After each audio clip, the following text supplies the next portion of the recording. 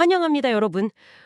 늘 배움에 목마르고 또 일상 속 숨겨진 지식을 갈망하시는 청취자 여러분을 위한 심층 탐구 시간에 오신 것을 환영합니다. 네, 반갑습니다. 오늘 아침 식사로 혹시 어떤 메뉴를 드셨나요? 아마 여러분 식탁 위에 부드러운 스크램블 에그나 노른자가 살짝 덜 익은 달걀 프라이가 있었을 확률이 꽤 높을 것 같은데요. 아무데도 가장 친숙하고 또 매일 접하는 완벽한 단백질 공급원이니까요. 그렇죠. 하지만 그 작고 매끄러운 타원형의 달걀 하나를 뚫어져라 쳐다보면서 이게 도대체 어떤 과정을 거쳐서 매일 아침 내 식탁에 오를 수 있는 걸까 하고 깊이 생각해 보신 적 있으신가요? 아마 대부분은 그런 생각까지 하지는 않으실 겁니다. 마트나 편의점에 가면 언제나 산처럼 쌓여 있는 게 달걀이잖아요. 우리는 그걸 공기나 물처럼 너무나 당연한 일상으로 여기거든요. 맞아요. 그래서 오늘 우리의 심층 탐구 주제는 바로 그 당연함을 깨보는 것입니다. 오늘 저희는 축산학 입문서의 발췌 자료, 그러니까 문헌이랑 도식들을 주요 출처로 삼아서 아주 흥미로운 이야기를 해볼 텐데요. 네, 오늘 다룰 자료들이 꽤나 방대하고 또 흥미롭죠? 진짜 그래요. 이번 탐구의 미션은 아주 명확합니다. 이 평범한 아침 식사 메뉴인 달걀 하나에 얼마나 놀라운 5천년의 인류 역사와 진화, 그리고 정말 믿기 힘들 정도로 정교한 생물학적 메커니즘이 담겨 있는지 파헤쳐보는 겁니다. 기대하셔도 좋습니다. 자, 이것부터 하나씩 풀어보죠.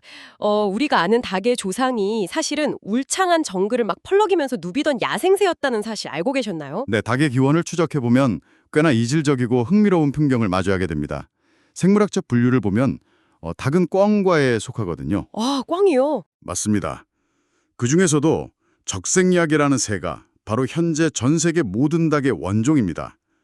이 새들은 원래 남아시아에서 동남아시아에 걸친 깊고 울창한 열대우림 지역에 서식하던 아주 날렵한 야생줄이었어요.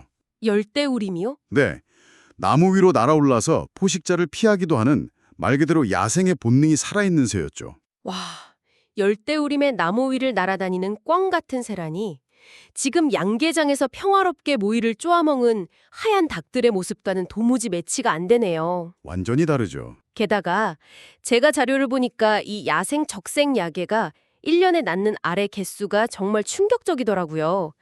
지금 우리가 아는 닭들처럼 매일매일 알을 낳는 게 아니라 번식기에만 고작 10여 개에서 수십 개 정도의 알을 낳는 게 전부였다고 하던데요. 정확합니다. 그렇다면 도대체 고대 인류는 1년에 알을 몇 개 낳지도 않는 이 예민한 정글의 새를 굳이 마을로 데려와서 키우기 시작한 걸까요? 처음부터 달걀말이나 오믈렛을 해먹으려는 식량 목적은 아니었을 것 같은데요.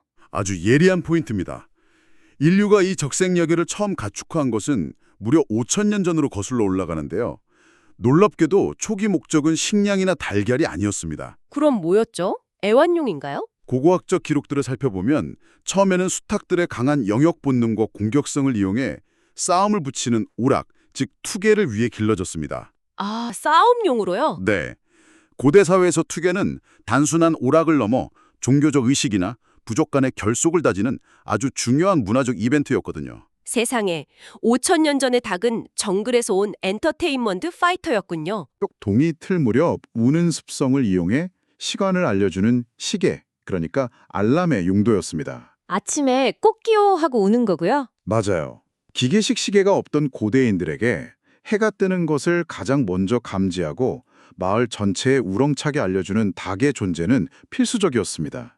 일본의 역사적 기록을 보더라도 기원전 300년경인 야요이 시대에 이 닭이 처음 한반도를 거쳐 전해졌다는 사실이 확인되는데요. 야요의 시대 기록에요. 네, 이때도 역시 식량보다는 시계를 대신하는 아주 특수한 목적성을 띤 가축으로 대우받았습니다. 여러분이 오늘 아침 스마트폰 알람 소리를 들으며 하루를 시작했듯이 수천 년 전의 사람들은 마당에서 오는 적생 야게의 목소리를 들으며 기상했다는 게 상상만 해도 정말 재미있네요. 아주 낭만적이면서도 실용적인 용도였죠. 그런데 이렇게 투기장의 파이터이자 마을의 알람시계였던 닭이 도대체 어떻게 매일같이 알을 쏟아내는 지금의 달걀 자판기로 변신하게 된 건가요? 여기서 정말 흥미로운 점은 닭이 원래 가지고 있던 아주 독특한 생물학적 본능과 그것을 우연히 발견하고 포착해낸 인간의 관찰력이 만나는 지점입니다. 어떤 본능인가요? 원래 적색 야게를 포함한 야생의 조류들은 둥지에 알을 낳고 품는데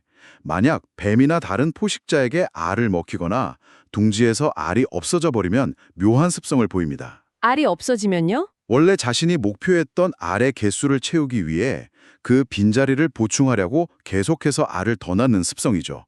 생물학에서는 이것을 보충산란이라고 부릅니다. 아, 보충산란. 그러니까 암탉이 본능적으로 내 둥지에는 알이 5개 있어야 해 라고 입력되어 있는데 누군가 하나를 슬쩍 가져가면 하나가 비네? 둥지를 꽉 채워야 하니까 다시 낳아야겠다 하고 몸에서 알을 하나 더 만들어낸다는 거군요. 바로 그겁니다. 종족 번식을 위한 아주 필사적인 생존 본능이죠. 그런데 인류는 어느 순간 이 새들과 함께 지내면서 이 놀라운 성질을 눈치챘습니다. 눈치가 참 빠르네요, 인류도. 알을 꺼내가면 암탉이 포기하는 게 아니라 계속해서 알을 낳는다는 사실을 알게 된 겁니다.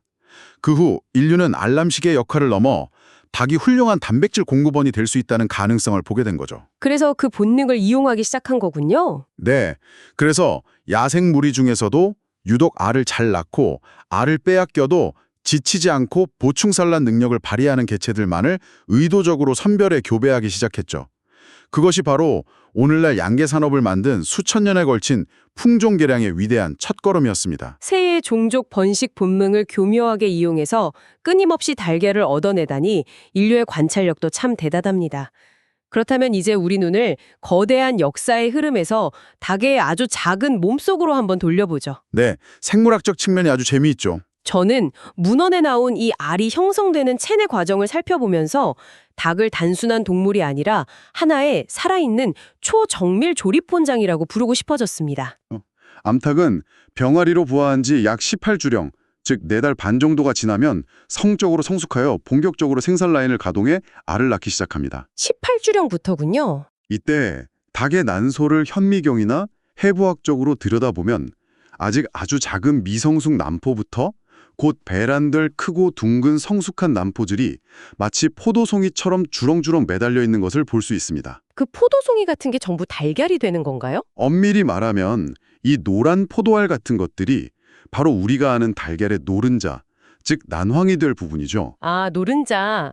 네, 그 난소의 포도송이 중 가장 잘 익은 노른자 하나가 톡 하고 떨어져 나오면서 드디어 배란이 시작되고 컨베이어 벨트의 출발선에 섭니다. 맞습니다. 자료를 보니까 이 노른자가 난관의 첫 부분인 깔때기 모양의 누두부로 쏙 들어가게 되더라고요. 여기서 노른자를 안전하게 감싸지고 다음 단계로 넘기죠.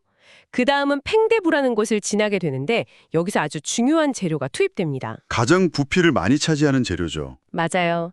바로 우리가 달걀 프라이를 할 때 하얗게 익는 부분, 단백질이 풍부한 달걀의 흰자, 즉 남백이 분비되어 노른자를 두툼하게 감싸게 됩니다. 팽대부에서 그렇게 흰자 옷을 입은 알은 컨베이어 벨트를 따라 계속 이동해 협부라는 좁은 구간에 도착합니다.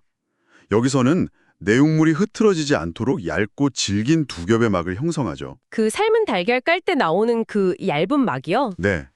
껍데기 안쪽에 찰싹 붙어있는 그 하얀 반투명막, 난각막이 바로 여기서 만들어집니다. 그리고 대망의 하이라이트 공정이 남았죠. 바로 자궁부입니다. 지금까지는 말랑말랑한 상태였는데 이 자궁부에서 엄청난 양의 칼슘이 분비되면서 단단한 달걀 껍질이 씌워지잖아요. 네. 이 껍데기를 구워내는 과정이 전체 공정 중에서 가장 엄청난 시간과 에너지를 소모합니다. 마지막으로 껍데기 코팅까지 완벽하게 끝난 알은 질부와 총배설광을 거쳐 드디어 세상 밖으로 우리의 식탁을 향해 나오게 되죠. 노른자가 떨어져 나오는 배란에서부터 완벽한 알의 형태로 낳기까지 이 모든 과정을 거치는 데 걸리는 시간은 대략 24시간이라고 나와 있더라고요. 아주 정확하게 요약해 주셨네요. 자, 여기서 정말 흥미진진해집니다. 하루 꼬박 24시간 동안 몸속에서 흰자를 입히고 막을 씌우고 단단한 껍데기를 구워내서 알 하나를 뚝딱 낳는 거잖아요. 네, 그렇죠. 저는 처음에 이 사실을 알았을 때 알 하나 만드는데 정확히 24시간이 걸리니까 닭은 매일 아침 8시면 8시 똑같은 시간에 시계처럼 알을 하나씩 낳겠구나 라고 아주 단순하게 생각했습니다. 아마 여러분 중에도 저처럼 생각하신 분들이 계실 텐데요. 그게 직관적인 계산이긴 하죠. 그런데 자연 자연의 시간표는 인간의 산수처럼 딱 떨어지지 않더라고요. 전문가님, 이 배란 주기에 숨겨진 약간의 시체에 대해 설명해 주시죠. 네, 그 부분이 바로 생물학의 오묘하고 재미있는 지점입니다. 닭의 몸속에서 알 하나가 컨베이어 벨트를 타고 완성되어 세상에 나오는 데는 약 24시간이 맞습니다. 네네. 하지만 하나의 알을 낳은 후 다음 노른자가 난소에서 떨어져 나오는 시간, 즉 배란 주기는 24시간이 아니라 25시간에서 26시간입니다. 아, 24시간이 아니군요. 즉, 알 하나가 완성되어 나오는 시간과 그 다음 생사를 시작하는 시간 사이에 1시간에서 2시간 정도의 시차가 발생하는 거죠. 아하, 그러니까 만약 어떤 암탉이 오늘 아침 8시에 알을 낳았다면 그 다음 알은 24시간 후인 내일 아침 8시가 아니라 25시간이나 26시간 후인 내일 오전 9시나 10시에 낳게 되는 거네요. 정확합니다. 생산 라인의 가동 시간이 매일 한두 시간씩 뒤로 밀리게 되는 구조입니다. 그렇게 며칠 동안 계속 알을 낳다 보면 산란 시간이 오전에서 점심으로, 그리고 결국 해가 지고 어두워진 늦은 오후나 저녁 시간까지 밀리게 되겠죠.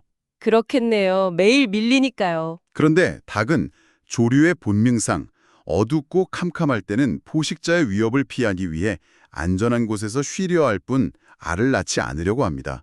그래서 산란 시간이 저녁으로 너무 늦어지면 암탉은 그 다음날 하루를 온전히 쉬어버립니다. 하루를 통째로 쉬면서 계속 밀렸던 스케줄을 초기화하는 거군요. 맞습니다. 산란 주기를 다시 아침으로 리셋하는 거죠. 그래서 며칠 동안 연속으로 알을 낳다가 하루를 푹 쉬고 다시 이른 아침부터 알을 낳는 패턴을 반복하게 됩니다.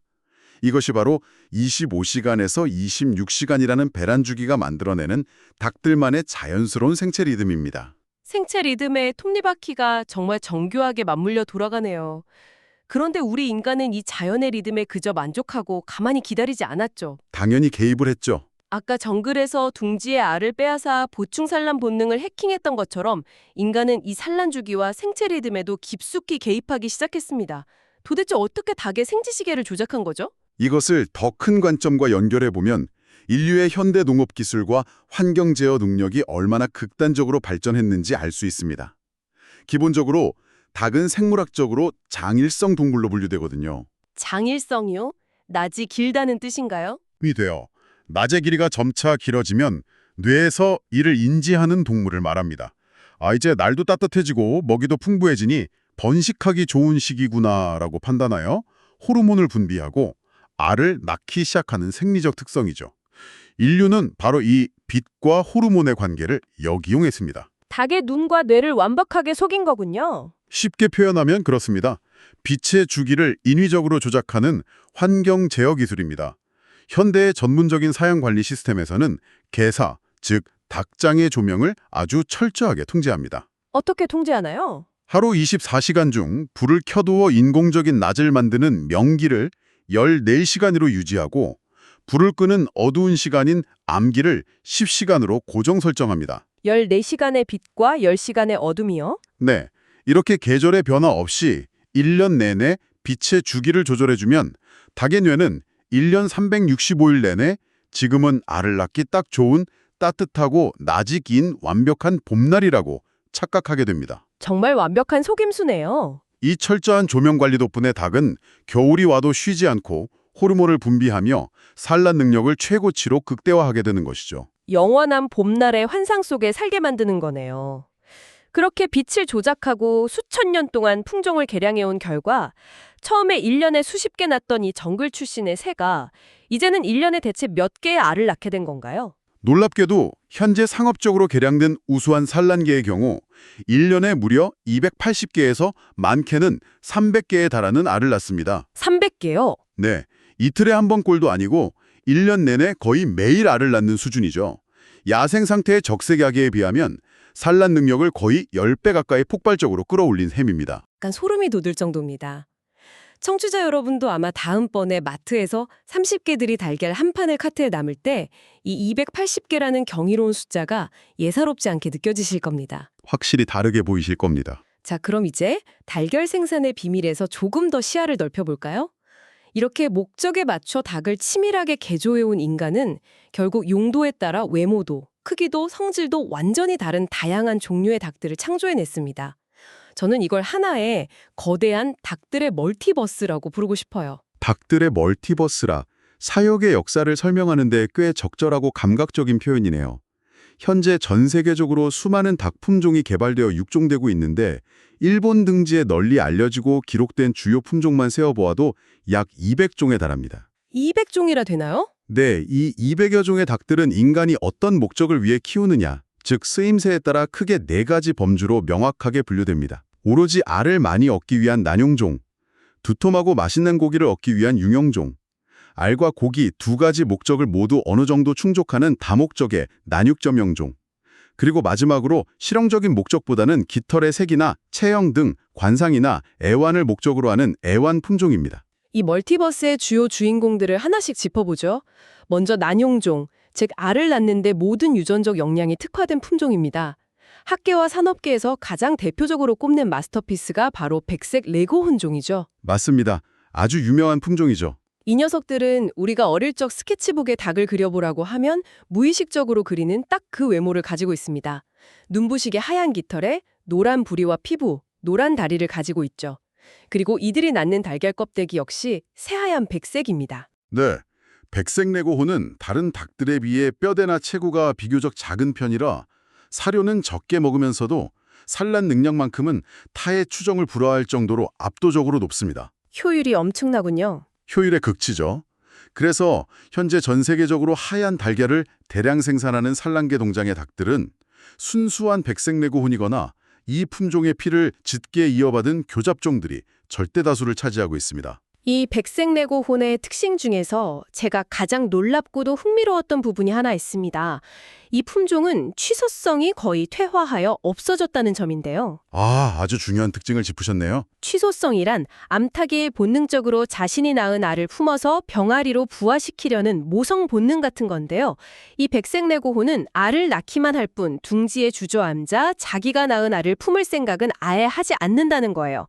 오직 에너지를 비축했다가 다음 알을 또 낳는 데만 온 신경을 집중하는 말 그대로 완벽하게 세팅된 알 낳는 기계로 프로그래밍된 셈입니다. 인류가 다른 모든 특성을 배제하고 철저하게 더 많은 달걀 생산이라는 단 하나의 기준만을 가지고 수백 년간 극한의 교배를 거듭해온 결과 나타난 필연적인 생물학적 변화죠. 참 대단하네요. 그럼 다음은 난육겸용종을 볼까요? 고기도 먹고 싶고 알도 얻고 싶었던 인간의 욕심이 만든 다목적 닭이잖아요. 대표적으로 짙은 갈색이나 붉은빛이 도는 깃털을 가진 로드아일랜드 레드종이 있습니다.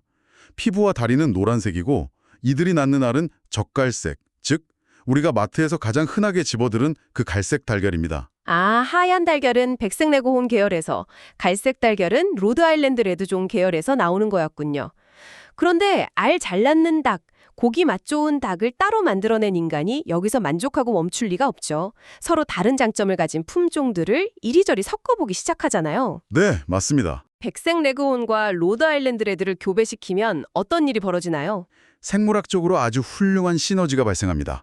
알을 엄청나게 잘 낳지만 체구가 작은 백색 레그혼 수컷과 덩치가 크고 고기도 좋지만 알은 적당히 낳는 로드아일랜드 레드 암컷을 교배시켜 얻은 1세대 잡종알, 유전학적으로 F1이라고 부르고 이름은 로드혼이라고 지었습니다. 로드혼이요? 이 잡종 1세대는 이른바 잡종 강세라는 현상 덕분에 부모 양쪽의 우수한 형질만을 물려받게 됩니다. 부모보다 병에 강하고 산란 능력은 백색 레그혼만큼 뛰어나면서 체격도 로드아일랜드 레드처럼 커져서 나중에 고기의 품질과 양까지 훌륭한 그야말로 완벽한 다목적 품종이 탄생한 거죠. 유전자의 장점만 쏙쏙 뽑아낸 거네요. 네.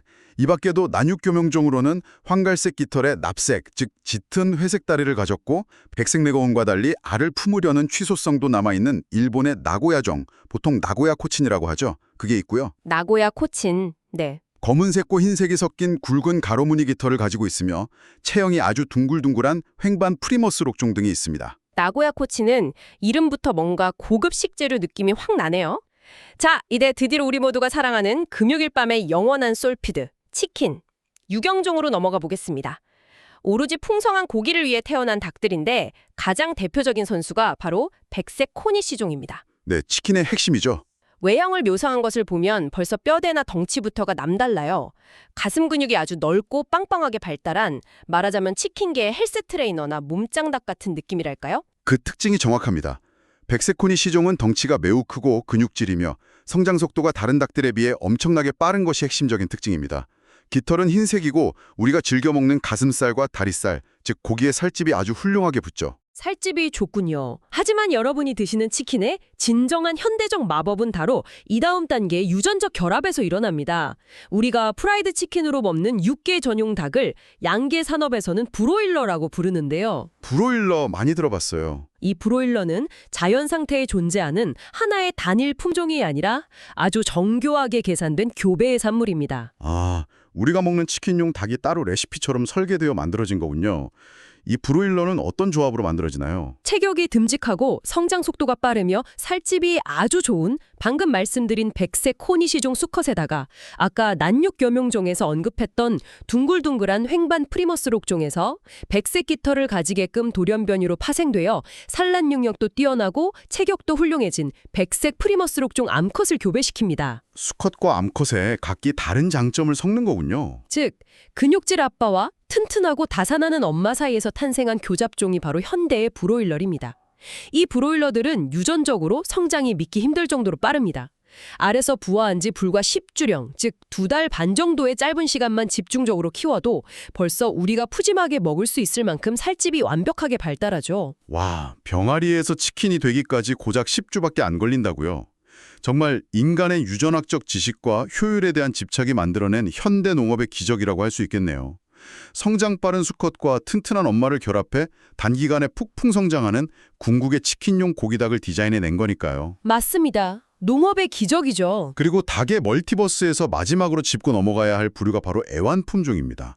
알을 많이 낳거나 고기를 많이 얻으려는 경제적 목적이 아니라 오직 아름다운 외모를 감상하기 위한 관상용으로 키우는 닭들이죠. 네, 다리가 아주 짧고 귀여운 일본 재래종인 차보나, 꼬리 깃털이 몇 미터씩 비정상적으로 길고 화려하게 자라나는 장미개, 오나가도리 같은 품종들이 여기에 속합니다. 꼬리가 몇 미터나요? 네, 아주 길게 자라죠.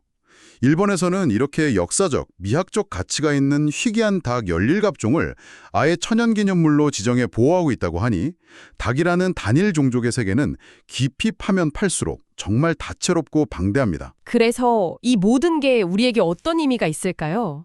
이 수많은 품종과 생물학적 메커니즘, 그리고 5,000년의 역사가 말이죠. 이 모든 과정은 결국 우리 인류가 자연을 어떻게 이해하고 어떻게 해체하며 다시 어떻게 우리의 필요와 욕망에 맞게 완벽하게 재구성해 왔는지를 보여주는 거대한 축소판과 같습니다. 거대한 축소판. 울창한 정글의 야생새를 곁으로 데려와 가축화하고 알을 잃으면 다시 낳는다는 미세한 생물학적 본능을 파악해내며 빛의 주기를 인위적으로 제어해 계절감까지 통제하고 끝내는 목적에 맞는 유전자들만을 정교하게 결합해 자연계엔 존재하지 않던 전혀 새로운 형태의 생명체를 만들어내는 그 모든 지적이고 과학적인 과정 말입니다. 정확한 통찰입니다. 오늘 우리가 나눈 심층 탐구의 여정을 가볍게 요약해 볼까요? 우리가 무심코 배달앱으로 주문해 먹는 바삭한 프라이드 치킨 한 조각, 혹은 바쁜 아침 식사로 대충 구워 먹는 따뜻한 달걀 프라이는 단순히 어느 이름 모를 농장에서 마법처럼 뚝딱 생겨난 것이 아닙니다. 절대 아니죠. 그 안에는 아시아 정글을 누비며 새벽을 알리던 적색야계 시절부터 시작된 5,000년의 기나긴 가축화 역사, 알을 훔쳐가면 계속 난다는 보충산란이라는 생물학적 본능의 포착, 24시간의 배란 주기를 극복하기 위해 만들어낸 14시간의 인공적인 빛과 10시간의 어둠이라는 환경 통제 기술, 그리고 백색 레그혼과 백색 코니씨처럼 서로 다른 유전자를 조립해 만든 현대 유전학의 눈부신 성취가 모두 하나로 뭉쳐 만들어낸 엄청난 과학적 결정체라는 사실입니다. 우리가 매일 그것도 가장 저렴하고 쉽게 소비하는 식품의 이면을 들여다보고 그 안에 인류 농업과학의 정수가 촘촘히 담겨 있다는 점을 이해하는 것은 우리가 세상을 바라보는 해상도를 획기적으로 높여주는 일입니다. 청취자 여러분도 분명 오늘 이 시간을 통해 그렇게 느끼셨을 거라 확신합니다. 아마 내일 당장 마트에 가서 진열대에 나란히 놓인 매끈한 하얀 달걀과 튼튼해 보이는 갈색 달걀을 볼 때, 혹은 오늘 저녁 야식으로 치킨 상자를 열 때 예전과는 전혀 다른 새로운 시각으로 이 친숙한 닭과 달걀을 바라보게 되실 겁니다. 아마 드시면서 한 번쯤은 오늘 이야기가 떠오르시겠죠? 속으로 이 작은 몸속에 24시간 풀가동되는 컨베이어 벨트가 있었지? 혹은 이 치킨은 10주 만에 완성된 브로일러의 기적이구나 하고 떠올리면서 자연스럽게 피식 미소가 지어지실지도 모르겠네요. 그게 바로 아는 즐거움이니까요. 자, 오늘 준비한 심층 탐구를 완전히 마무리하기 전에 여러분의 지적 호기심을 조금 더 자극할 만한 오늘 다룬 출처 자료의 범위를 넘어서는 도발적인 질문 하나를 여러분의 머릿속에 던져두고 싶습니다. 어떤 질문이죠? 우리 인간은 달걀의 생산성을 극대화하기 위해 빛의 주기를 14시간으로 인위적으로 조작하고 유전자를 섞어 닭의 생체 리듬과 번식 본능을 우리의 입맛과 필요에 맞게 이토록 완벽하게 재설계했습니다. 그렇다면 매일 밤낮 없이 24시간 쏟아지는 도시의 눈부신 인공조명 아래서 잠들기 직전까지 심지어 침대 위에서도 스마트폰이 뿜어내는 푸른빛에 끊임없이 노출된 채 살아가는 우리 현대 인간의 생체 리듬과 본능은 과연 온전할까요? 묵직하네요. 어쩌면 우리는 우리가 스스로 편리함을 위해 만들어낸 이 거대한 콘크리트와 인공빛의 계사 안에서 우리 자신도 모르는 사이에 생물학적으로 아주 조용히 개조되고 있는 것은 아닐까요? 대단히 의미심장한 질문이군요. 기술과 환경 통제가 생명체의 본능에 미치는 영향은 그것을 당하는 닭뿐만 아니라 그것을 창조해낸 인간 자신에게도 동일한 생물학적 법칙으로 적용될 테니까요. 오늘 밤 잠자리에 누워 불을 끄고 스마트폰을 내려놓으실 때 한 번쯤 깊게 생각해 보시길 바랍니다. 오늘 저희가 준비한 평범함 속의 경이로움을 찾는 깊고 흥미진진한 지식 여행은 여기까지입니다. 네, 아주 유익한 시간이었습니다. 다음번에도 늘 배움에 목마른 여러분의 지적 호기심을 완벽하게 채워줄 새롭고 신선한 주제의 심층 탐구로 다시 찾아오겠습니다. 끝까지 함께해 주셔서 감사합니다.